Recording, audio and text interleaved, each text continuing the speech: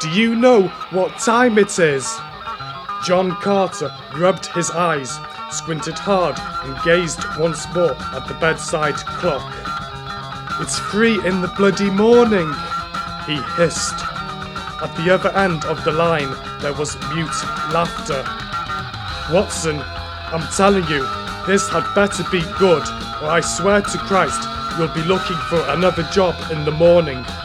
What's so important you had to call me at this time? He looked across at the clock to remind himself of the ridiculously early hour. He heard only breathing at the other end, low, grasping breaths, as if the caller were having difficulty gulping down oxygen.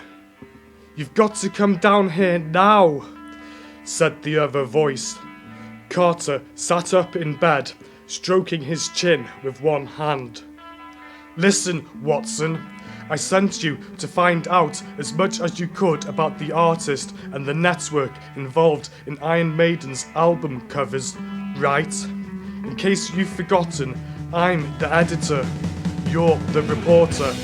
I gave you an assignment, and just because you've completed it, you don't have to wake me up at 3 in the bloody morning to tell me about it. The man at the other end of the phone seemed unimpressed by Carter's anger. You have to come here, he said urgently. Now! I'm not. Carter, please! There was a note of despair in Watson's voice. Carter swung himself to the side of the bed, his brow wrinkled. Where are you? He wanted to know. 22 Acacia Avenue. Watson gave him the directions. Wait for me inside. Watson laughed loudly. Go back in there? You must be joking. He slammed down the phone. Carter looked at the phone for a moment, then replaced it. He dressed rapidly, splashed his face with cold water, then wandered out to his car.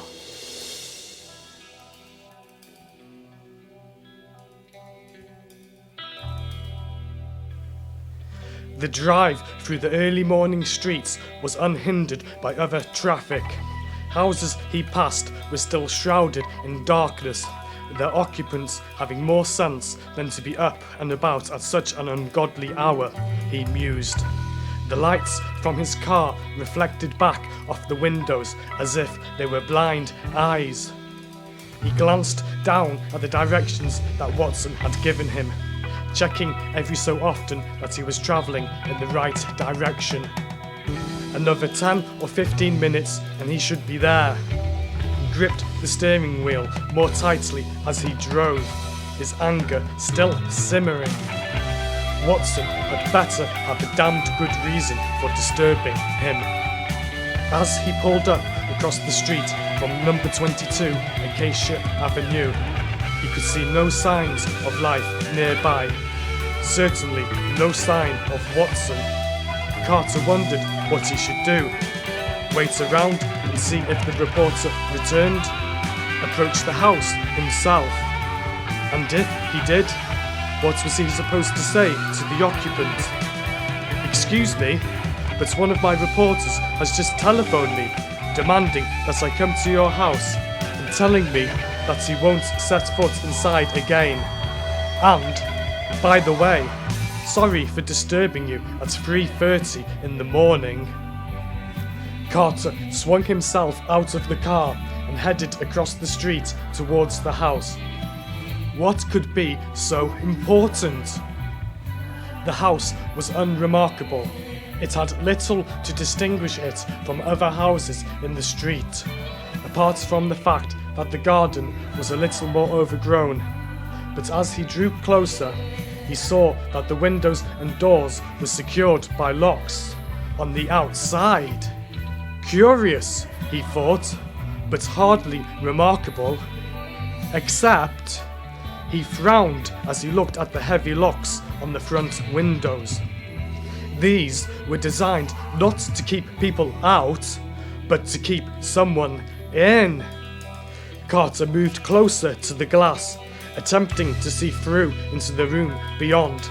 But it was as black and impenetrable inside as was the gloom which surrounded him. There was a path leading around the side of the house, and Carter made his way along it, pushing open a rusting iron gate as he did so. Hinges which hadn't tasted oil for a long time squealed protestingly, and he stood still for a second, wondering if he had disturbed anyone. Sounds seemed to carry much greater distances in such cloying silence, but he didn't appear to have awakened anyone. The garden was even more overgrown at the rear of the house. The grass was over a foot long in places, spilling onto the concrete path which finally led to the back door. There were more windows here. These too were padlocked on the outside. A tall wooden fence, fully 10 feet tall, ensured that the garden was completely enclosed, hidden from prying eyes. Carter found himself faced by a large and solid-looking back door, similarly locked from the outside. He pressed a finger against it, preparing to knock. The door swung open an inch or two. Carter stepped back, surprised. Odd that a house so well secured should be so easy to penetrate. He wondered if the owner was sitting inside, perhaps unable to sleep, and yet there were no lights anywhere to be seen inside the house. The darkness was as total as the silence which surrounded the edifice. Carter pushed the door a little harder and opened it further to reveal a kitchen beyond. The yawning blackness was hardly inviting, and Carter told himself he should just turn around and leave. But something was nagging at the back of his mind. Why had Watson been so reluctant to go back into the house? When he'd called, he'd sounded adamant about not re-entering, but Carter had caught something else in his tone. Fear? No one knew anything about the owner of the house. He never gave interviews, never talked about his work. And yet his art, the strikingly macabre illustrations which adorned Iron Maiden's record sleeves, was renowned and admired by many.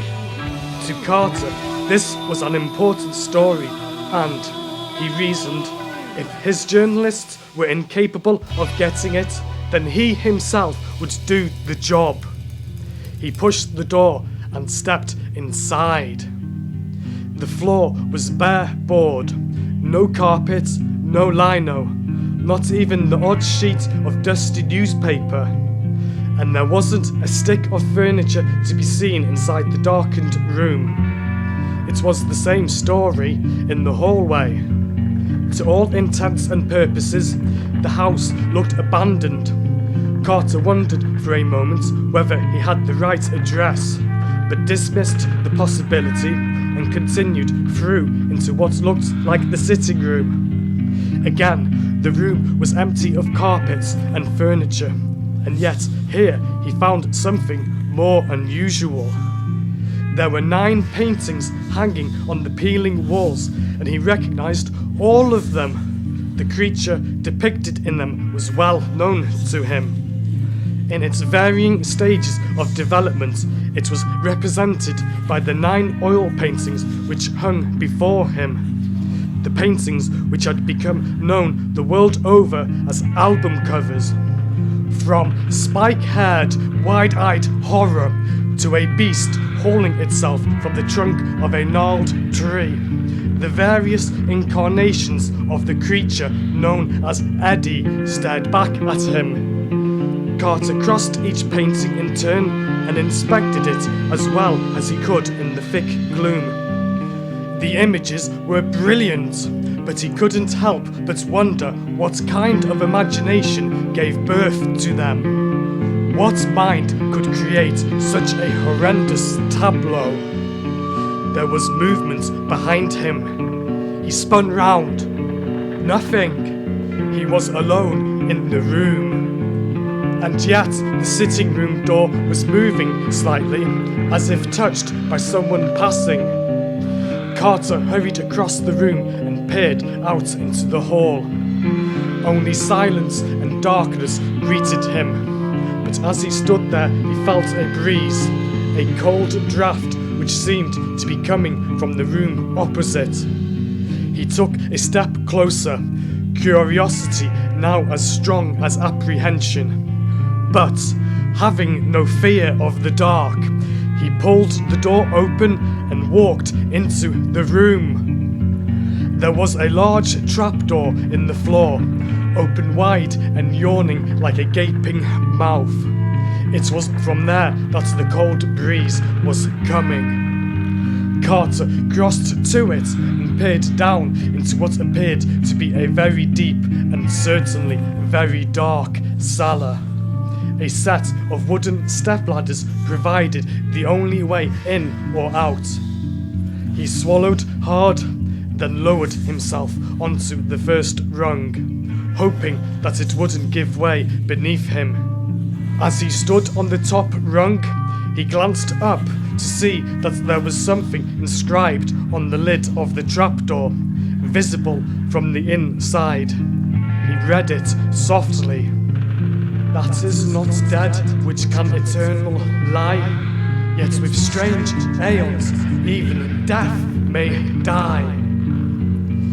As he spoke, his breath clouded in the cold air, and he shuddered, but began to descend, taking each rung carefully, afraid of falling into the black bowl beneath him. The rungs creaked ominously, and he looked down anxiously, glad when he felt one foot connect with the ground, even if that ground was somewhat soggy earth.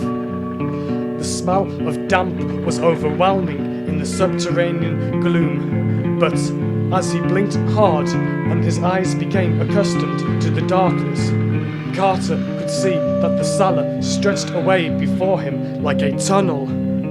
He reached into his jacket pocket and took out his lighter, flicking the top to spark a flame. The sickly yellow light was feeble, but it was all he had to guide him as he advanced slowly up the underground corridor. He put a hand out to steady himself, his fingers brushing the slippery walls as he progressed. He wondered what manner of insects were running free, but tried to dismiss the thought. Better not to think about it. The thought that he was sharing the tunnel did little for his peace of mind. It curved sharply to the right, and Carter found himself in what appeared to be a larger sub-cellar. There were a number of wooden doors set into the earthen walls. He held up the lighter, hoping it would cast more light on what lay before him, but the heat finally became too much and he hissed in pain as his fingertips were scorched. The lighter went out. He was plunged into complete darkness. His breath rasping in his throat, he turned to run back up the corridor, back up the steps and out of the house. Then, from behind one of the doors, something moved. All his senses told him to run, but despite that, Carter hesitated, drawn to the door. He turned to look through the small wooden slot in the door. "Oh, Jesus Christ!" he murmured, his eyes bulging in their sockets. His mind reeling, he staggered to the next door, then the next. Each new revelation brought a fresh gasp of horror to his lips, and his mind was spinning out of control, adrift on a sea of madness. And now he knew! As he staggered from one locked room to another, peering in at each monstrous apparition imprisoned there, he realized the truth. From the first creature with its spiked hair and blazing eyes, past the one with its head shaved, held secure by chains and a torn straitjacket, the beast stripped of flesh but sporting a metallic exoskeleton, and the one growing from a gnarled tree. Those and others like it, those that he knew from the paintings upstairs. As he ran screaming for the steps, he felt his heart thudding hard against his ribs, and his mind fought to control the horrendous reality of what he had seen. Those paintings, the images which made up the album covers, they were not the product of some fevered but brilliant imagination. They were painted from life.